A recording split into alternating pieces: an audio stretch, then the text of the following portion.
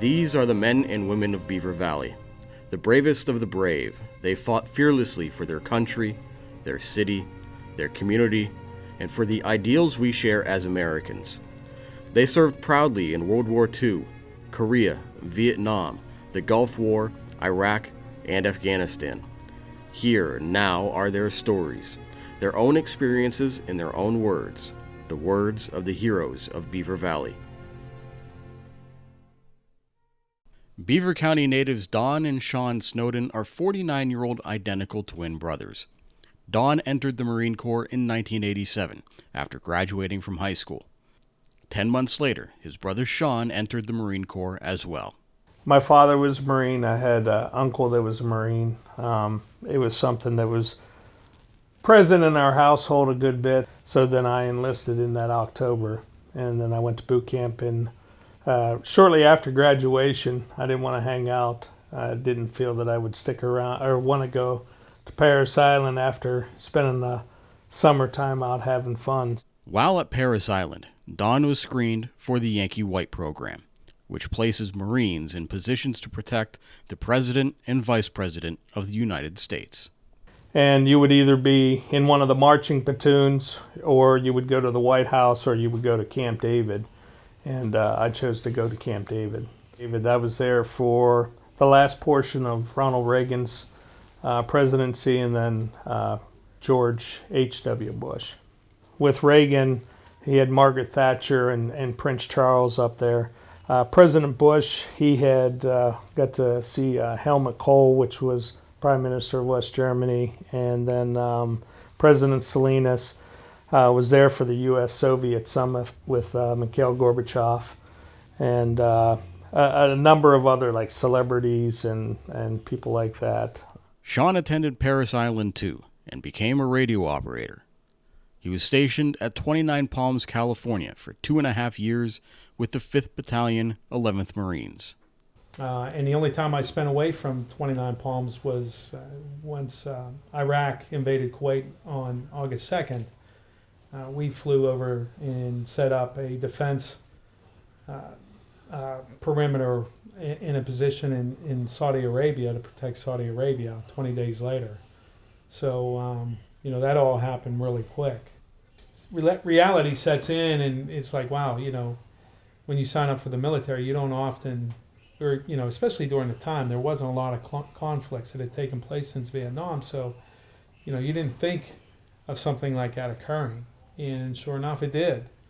Upon arrival in country, Sean and fellow Marines stayed in warehouses along the Persian Gulf, waiting for their equipment to catch up with them. We stayed at the warehouses for about a week, and then once we got our equipment and we were able to do preventive maintenance on the equipment and test everything out, then we loaded up and we headed north into the middle of the desert in Saudi Arabia. Over the next several weeks or a couple of months, we sat up in that. We did some training, but a lot of it was just sitting around waiting to see what was the next move. After receiving notice that his brother had deployed to Saudi Arabia, Don felt as though he had to be part of the action as well. With 10 months of service left, he requested a transfer to the fleet. 2 weeks later, Don joined the 2nd Battalion, 2nd Marine Division at Camp Lejeune. Being in the infantry, they had us believing that the chances are you go over, you're probably not coming back, because that's why they were deploying so many troops, because they thought for sure we were going to be engaged with chemical weapons. We got in country, and it was prior to them having a tent city, so we got to sleep out in the middle of the desert. We were in country for, I believe, 10 days, and then they moved us up to the front lines, up to the demilitarized zone that they had set up, and we were in foxholes, and I was a squad leader, and I would post listening and observation post. When Don arrived in country, Sean went to visit his brother. When he asked for directions as to where his brother might be, Sean received some puzzling looks.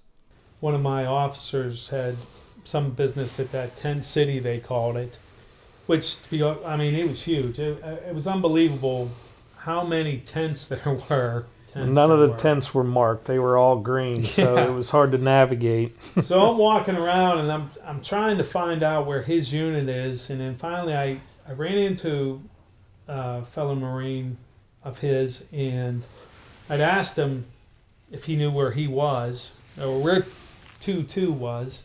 Then I said, I'm looking for Corporal Snowden, and this guy kept saying, well, I know that trick. I know you're trying to play games with me. I said, no, I'm being serious. I'm really looking for my twin brother.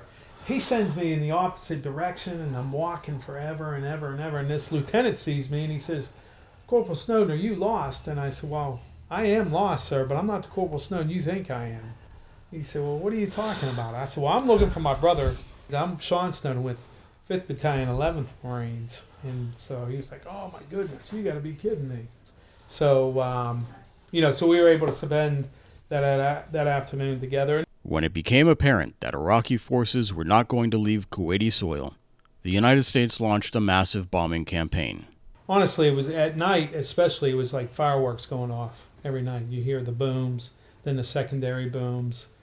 And we didn't support much at the beginning, but then after some time, Iraqi troops started to move south inside of Kuwait.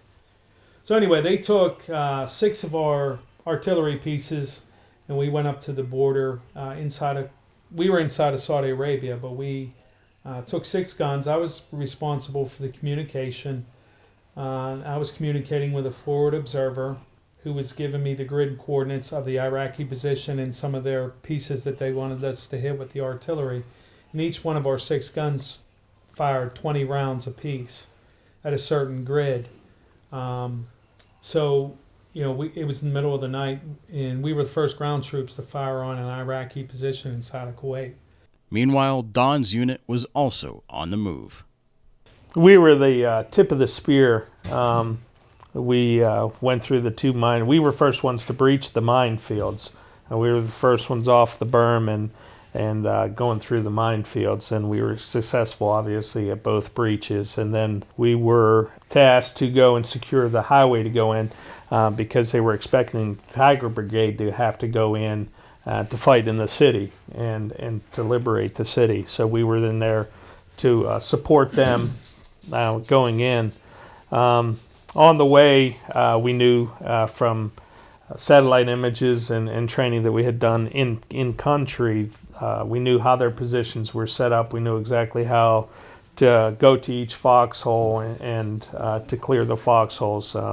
We'd send leapfrog our fire teams, which is 3 Marines and the fire team leader, go up to the foxhole. First guy in throws a grenade. The second 2 come in and spray rounds, and then you move on to the next.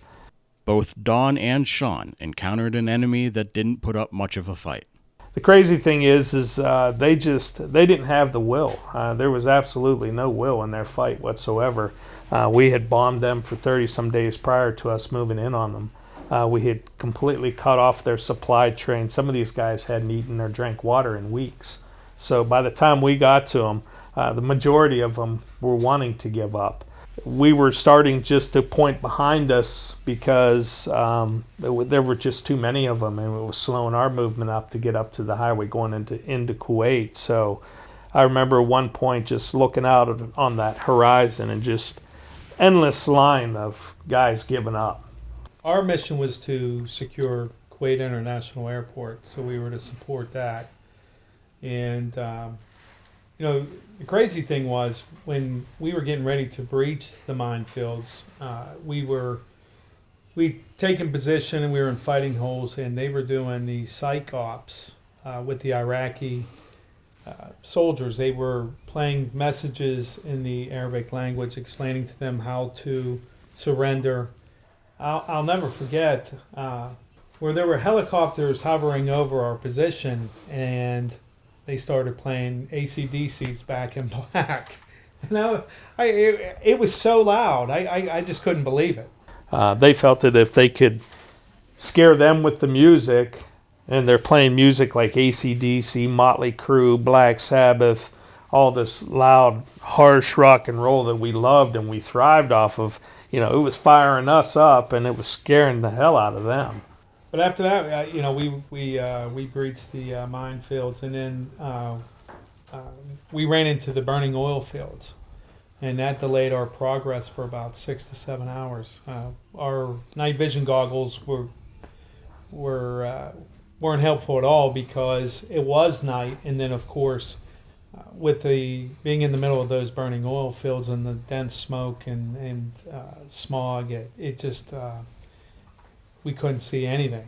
So we did have to wait till daybreak, which daybreak wasn't much better because, again, there was so much smoke and fog that it was very difficult to see. But we were able to see well enough to breach another minefield, and then we ran into a couple tank battles, which, like I said, with artillery pieces, that's nerve-wracking in itself. And to be quite honest, we made it to Kuwait International Airport, and to our surprise, the Iraqis were already gone. There was nothing to take over. Yeah, once we got to our objective and everything, we got secure and everything was good to go. Then it was all of a sudden, we're on a ceasefire. We're like, wait, a ceasefire? We're done already? When the Snowden twins returned home, it was to a very warm welcome. I'd like to think that Desert Storm started the movement of supporting the troops. Vietnam veterans didn't receive such a welcome, and they helped us. They helped us receive that. Yeah, coming home was awesome. I mean, the streets were lined up with people. We were pretty well on our way. I mean, we got to Cherry Point, and drive from Cherry Point to Camp Lejeune was about 45 minutes, and it took well over 2 hours because people were just stopping, throwing coolers of beer on the bus. Yeah, so it's crazy. Having been able to do that and experiencing the things that I had gone through, not only in combat but in basic training and the things that they teach you and they stress upon with teamwork and discipline and things like that, really prepared me for my future's life's work.